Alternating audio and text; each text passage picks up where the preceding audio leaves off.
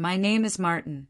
Long before everything finally collapsed, I was already standing on the edge, wondering if I should walk away from my marriage. For a long time it felt less like a partnership and more like a slow dimming of light. I kept pretending it was a rough patch until the family barbecue where they laughed at me. That night, after the last guest left and the house went quiet, I vanished. Julie and I had been married a little over 8 years. In the beginning, we were like most couples, only closer. We had plans. We weren't just chasing a mortgage. We wanted to build a home. For a while, we pursued that dream side by side. Around year 5, though, things began to tilt. Not all at once, so gradually it was hard to see. The real turn came when we started trying for a baby. We wanted kids badly. When months became years, we moved on to clinics, calendars, injections, blood work. We did everything the specialists suggested. Each month arrived with new hope and ended with a quiet defeat that settled over the house like smoke. I watched it hollow Julie out. She got quieter, pulled back. At first, I blamed stress. We were both hurting. But somewhere along the way, she stopped trying altogether. Not just the treatments. Us. It was like the dream burned her hands, and she dropped it. When she let go of that dream, it felt like she let go of our marriage too.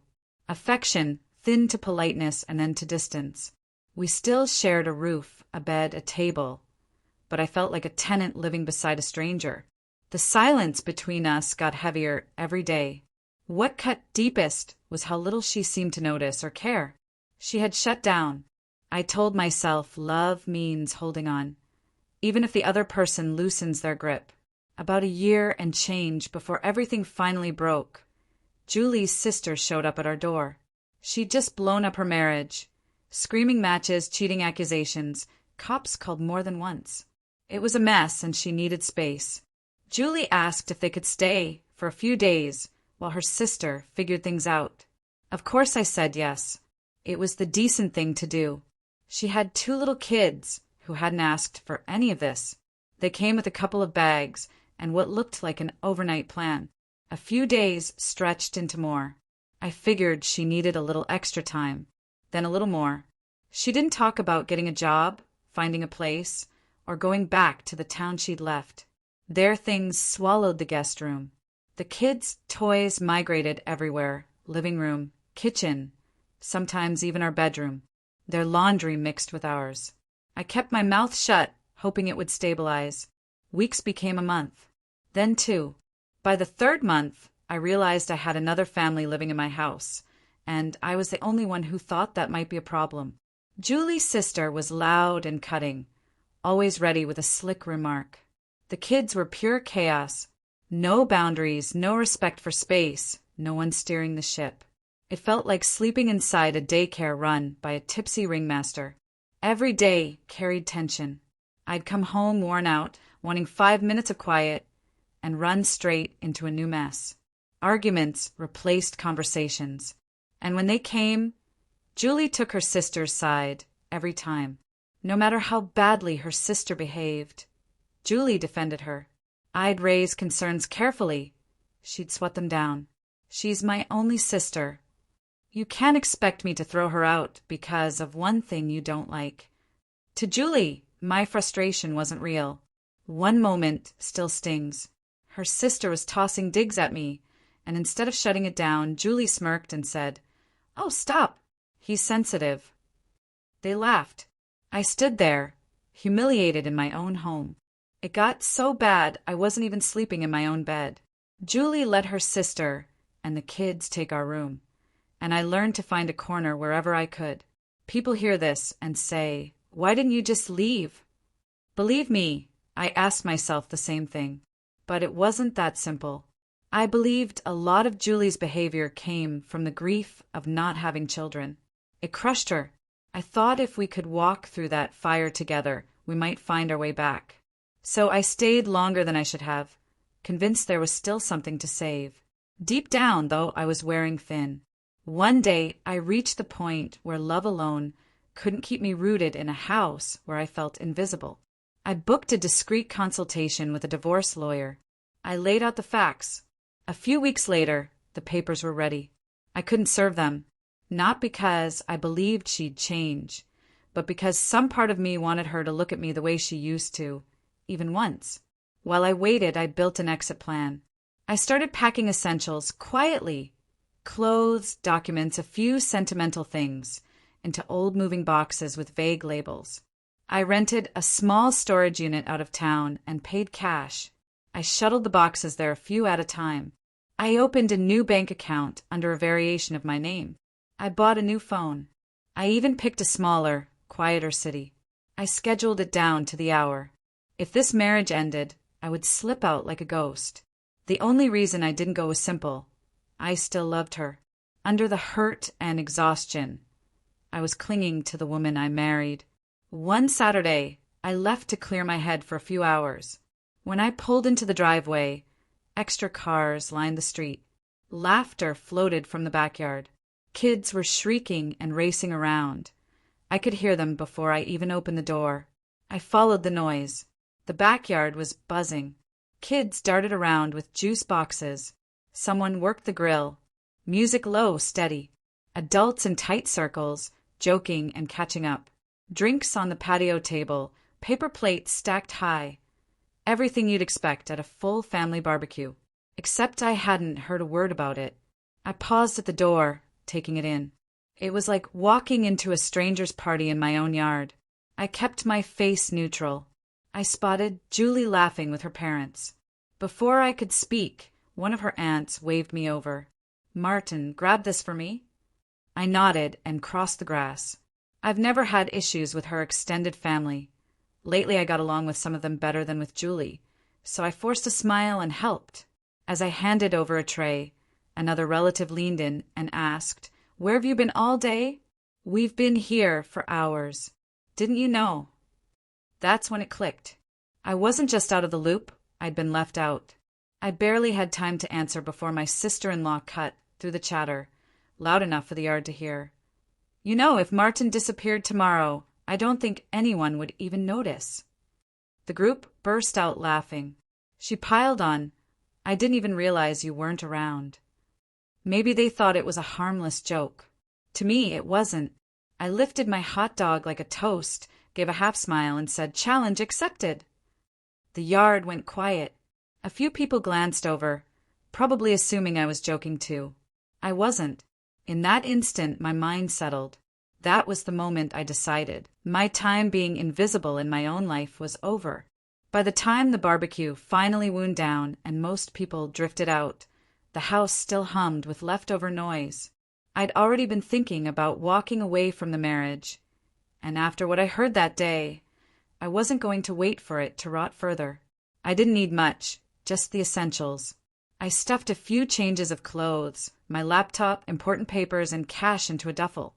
Before I stepped out, I set a copy of the signed divorce papers in the center of the kitchen counter where she'd see them first thing. I stuck a yellow note on top. "Notice anything yet?" Then I locked the door, got in my car, and drove. That night, I erased my trail. Every social account gone. Instagram, Facebook, LinkedIn deleted.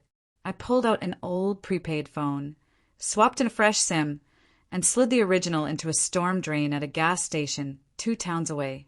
I didn't want to be found by her or anyone. Staying had begun to feel like self-harm. I headed to a small cabin I'd seen on a little-known classified site, owned by a retired guy who didn't ask questions. I paid 3 months in cash. It sat far enough into the trees that the world felt distant, but close enough to town that I could grab groceries. I pieced together income with small freelance jobs online. It was just enough for food, electricity, and a few modest comforts. Days bled together in the best way. No schedule, no pressure. I woke to birds, cooked simple meals, and slept like I hadn't in years. Weeks became months. My beard grew in. My head cleared. I ate better, rested deeper, and thought straight. I never checked on Julie. I finally understood I didn't need to. That chapter was over. Reopening an old wound just to see if it still hurts does nothing but make it bleed again. 8 months after leaving, I signed into an old email account to find a personal file I'd backed up years ago, when I hadn't opened since I disappeared. I wasn't expecting anything. When the inbox loaded, I froze. Dozens of emails, every one from Julie. At first, I hovered over delete. Then I clicked. The earliest messages were blazing. Where did you go? You're selfish. A coward. Heartless. Accusations of abandonment. Threats to drag me into court. Her words cut hard, but as I read forward in time, the tone shifted. The anger thinned, the edges softened. Questions replaced demands. The emails began to sound unsure, like she'd started to hear the echo of her own voice in the quiet I left behind. The latest messages landed differently. In one, she said the bank had started sending warnings, missed payments, the word foreclosure hanging in the air. She wrote that she was working 2 jobs just to keep the lights on. She'd sent her sister and the kids away. They weren't helping, she admitted, as if she finally saw what I'd been trying to show her for years.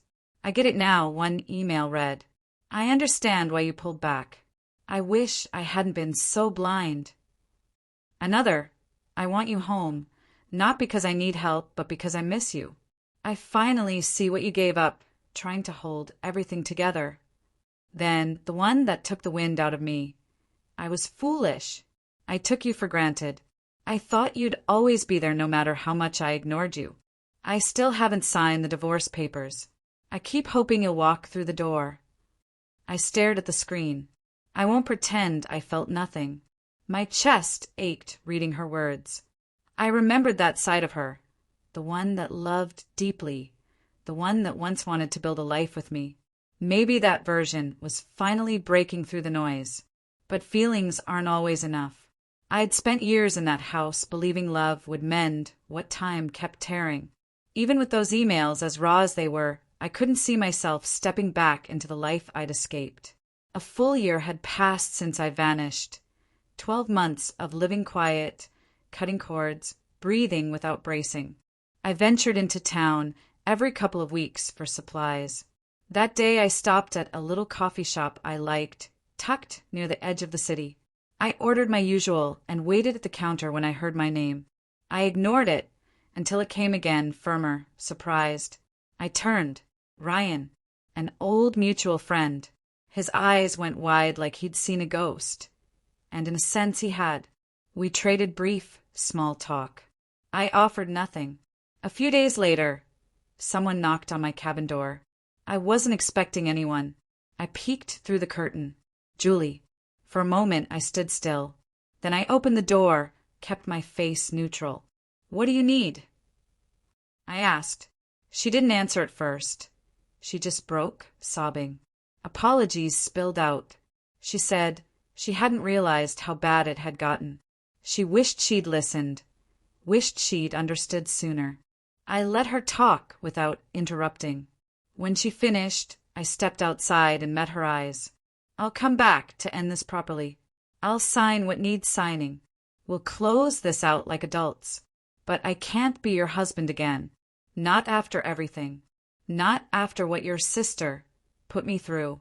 Not after you stood by and let it happen. She didn't argue. No fight left. Just a slow nod. She wiped her face, tried to smile, couldn't, and left. Looking back on it all, it's strange how people only grasp the value of something, or someone, after it's gone. That's one of life's rougher lessons. I had to live it, and I had to be the one to teach it. I spent years in a marriage that was unraveling while I pretended love alone could sew it up. But love can't survive when one person is trying and the other has emotionally checked out. I endured the disrespect, the belittling, the chaos that arrived with my sister-in-law and her kids because I loved Julie. I went invisible in my own home. The cruel twist? It only started to make sense to her after I disappeared. Only then did she hear what I'd been saying all along. Maybe that's how it is for some people. They only notice the space you filled once the space is empty. If you're in a situation where your presence is taken for granted, I hope my story gives you something to weigh. Don't wait until you're shattered just to prove you were whole. And if you're the one pushing someone away, Ask yourself why it takes their absence for you to finally see their worth. I'd like to hear your thoughts. Share your experience, whether you've lived something like this or not. And if you know someone who might need this today, pass it along. You never know who's sitting quietly with a bag already packed, waiting for one more reason to leave. Thanks for listening.